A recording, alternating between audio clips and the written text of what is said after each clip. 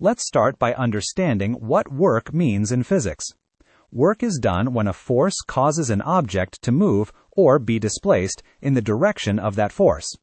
If the force is not in the same direction as the displacement, then no work is done.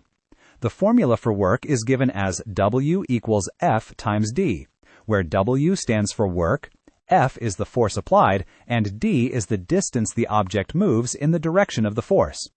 The unit we use to measure work is the joule, which is abbreviated as J. To visualize this, imagine pushing a box with a force shown here by the arrow labeled F, and the box moves a distance D in the direction of that force. That movement is what we describe as work being done. Energy is what lets us do work, and it can behave in a few important ways. First, energy can be transferred, which means it moves from one object to another, like when you push a ball and it starts rolling. Second, it can be stored, which means it's kept within a system, like energy stored in a battery waiting to be used. Finally, energy can be transformed, which means it changes from one type to another, such as chemical energy turning into electrical energy. All of this energy is measured using the same unit, the joule, so no matter how energy moves, stores, or changes, we keep track of it the same way. Energy exists in many forms, each with its own unique characteristics. Kinetic energy is the energy of motion, while gravitational potential energy is stored due to an object's position relative to the Earth. Elastic potential energy is stored when objects like springs are stretched or compressed. Thermal energy is related to the temperature of an object and the movement of its particles. Chemical energy is stored in the bonds between atoms and is released during reactions. Nuclear energy comes from changes in the nucleus of atoms. Electrical energy results from the movement of electric charges, and radiant energy is energy carried by light and other forms of electromagnetic waves. Understanding these forms helps us see how energy moves and changes in the world around us. Kinetic energy is the energy an object has because it is moving. This energy depends on two things: the object's mass and its speed. The more mass something has, or the faster it moves, the greater its kinetic energy will be. The formula to calculate this energy is 1/2 times the mass times the speed squared. It's important to note that kinetic energy is always a positive value because speed is squared, so even if the object moves in different directions, the energy itself remains positive. The visual here helps show how kinetic energy is related to motion, with the arrow representing the object's velocity as it moves forward. Gravitational potential energy is the energy an object has because of its position in a gravitational field. The higher an object is positioned, the more potential energy it has.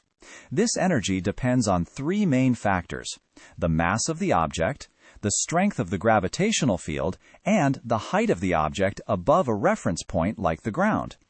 The relationship between these factors is given by the formula EP equals m times g times h, where EP stands for gravitational potential energy, m is mass, g is the acceleration due to gravity, and h is the height. The diagram shows a ball held at a certain height h, with the gravitational force acting downward, illustrating how the position affects the potential energy stored in the object. When an object moves from a higher to a lower position, its energy changes form, but the total amount stays the same. At the start, it has more potential energy because of its height and less kinetic energy because it's barely moving. As it falls, potential energy decreases while kinetic energy increases since the object speeds up. By the time it reaches the bottom, most of its energy is kinetic and potential energy is very low. This shows how energy can transform between types, but the total energy remains constant throughout the motion. Energy follows a simple but fundamental rule: it can't be created or destroyed. Instead, within a closed system, the total amount of energy always stays the same. This means energy can move from one place to another or change forms, but the overall energy total doesn't change. You can see this idea expressed mathematically, where the sum of the initial energy equals the sum of the final energy. The circle and triangle in the diagram represent how energy continually transfers between objects or transforms from one type to another, cycling through without any loss or gain, keeping the system's total energy constant.